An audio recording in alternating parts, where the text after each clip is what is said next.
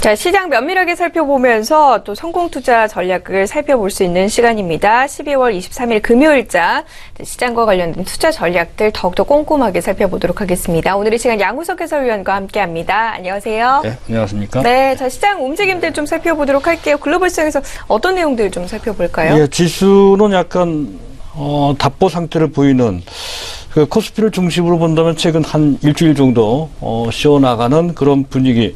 사실은 코스피뿐만이 아니죠. 전 세계 증시가 지금은 약간 숨을 돌리는 눌림목 형태의 현재 조정을 좀 받고 있다는 것인데요. 사실 이 상태에서 그나마 한 가닥 남아 있었던 악재라고 본다면 이탈리아 제 3위 은행입니다. BNPS 몬테데이 파스키 DCN라고 하는 그 은행과 관련된 변수인데요.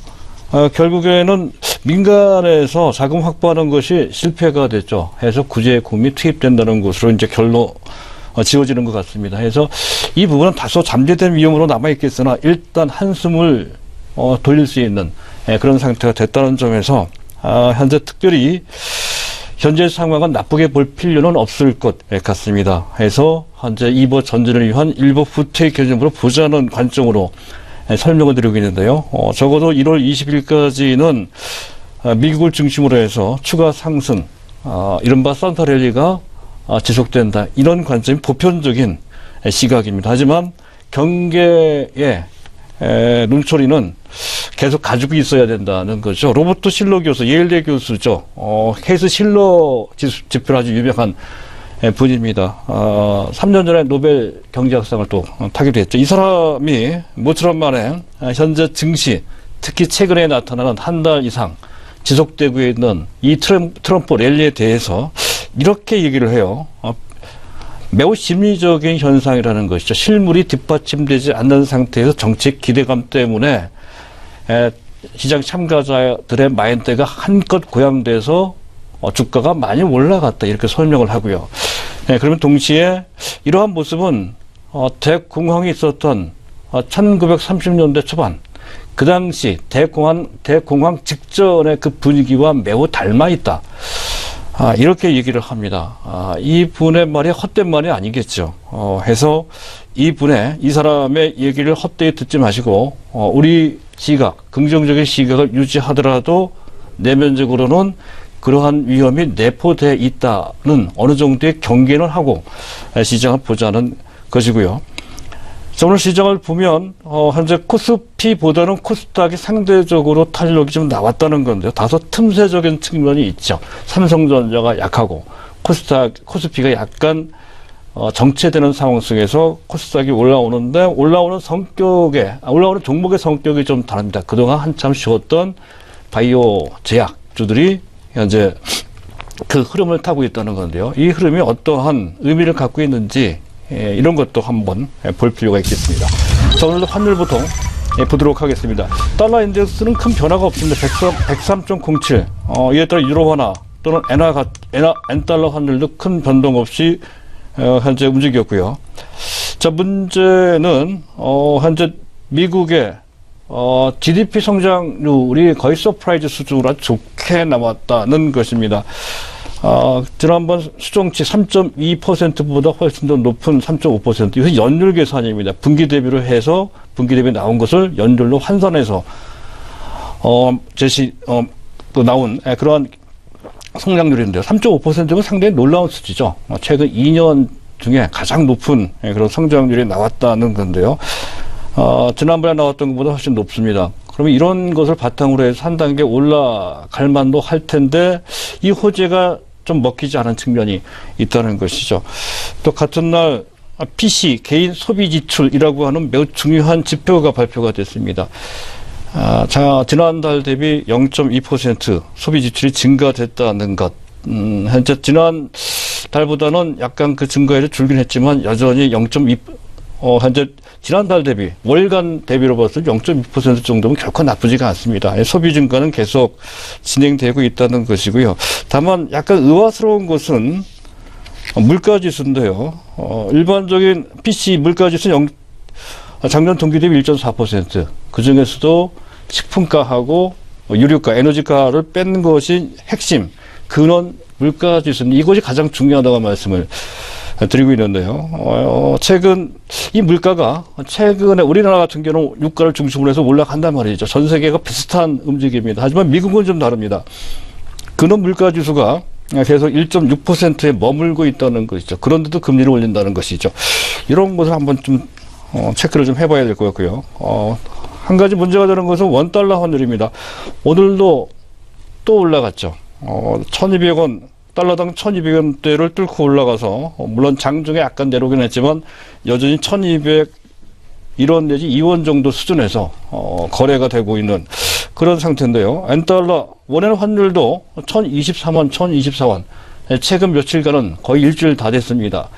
엔화 대비로도 원화가 약세를 보일 정도로 한지 가파르게 원화가 절하되고 있는 모습이 나타나고 있다는 건데 두 가지 측면에서 봐야 될 것 같습니다.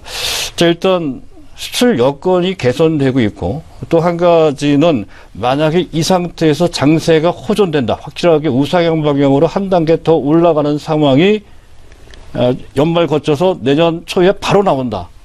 이렇게 된다면 원화 가치가 다시 올라갈 겁니다. 이렇게 된다면 외국인 입장에 봤을 때 환차익이 생기죠.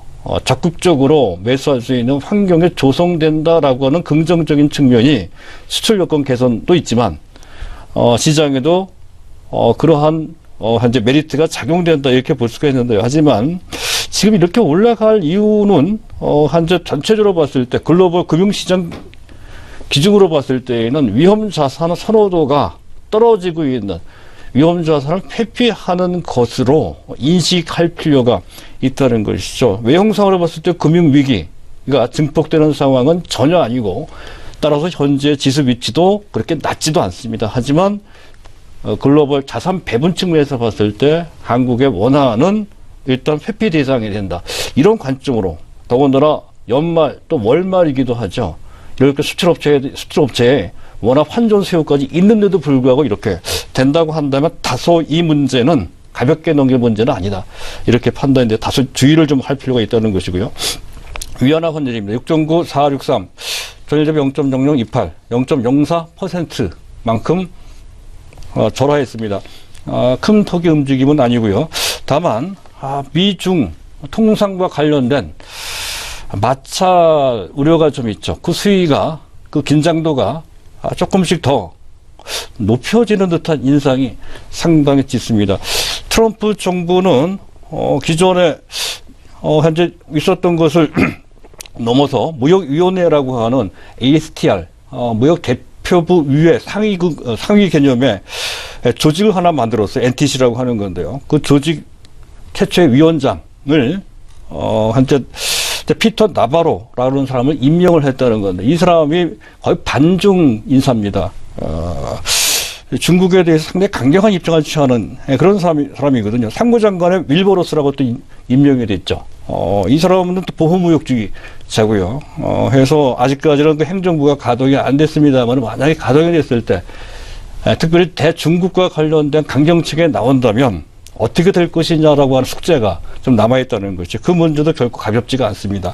그와 관련된 변수를 한번 생각해 봐야 된다는 거고요. 자, 국채는 미국의 10년물 국채는 2.553, 전일 대비 1.8 베이스 포인트만큼 올라갔고요. 반면에 우리나라는 약간 내려갔습니다. 0.8 베이스 포인트 해서 2.10%인데요.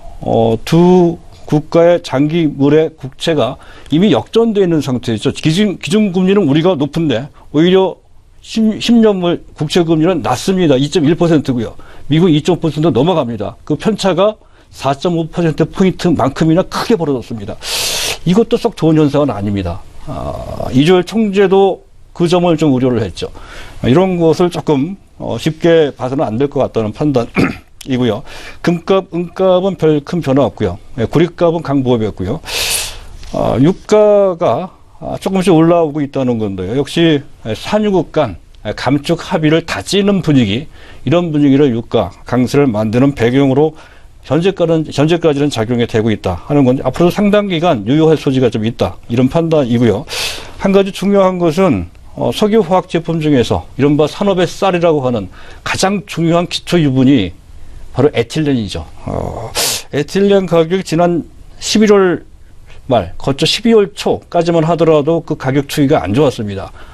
거의 2달 동안 연속해서 계속 내림세를 보였던 것이 에틸렌 가격이었던 건데요. 이 점은 말씀을 드렸었죠. 그런 것이 12월 초 들어서 반전됐습니다. 그것도 예상을 좀 했었던 거고요. 그래서 반전되면서 3주째 상승세를 이어가고 있다는 것과 더불어서 우리 증시에 대입해서 본다면 에틸렌 사업 비중이 가장 높은 종목이 있죠. 계속 말씀드리고 있습니다. 대한유화가 에틸렌 사업 비중이 가장 높고요. 두 번째가 롯데케미칼, 세 번째가 LG화학입니다. 그것을 참조하신다면 에틸렌 가격 추이와 그와 관련된 해당 업체의 실적 추이가 어떻게 어느 속도로 반영될 것인지에 대한 전반적인 윤곽을 잡을 수 있겠습니다.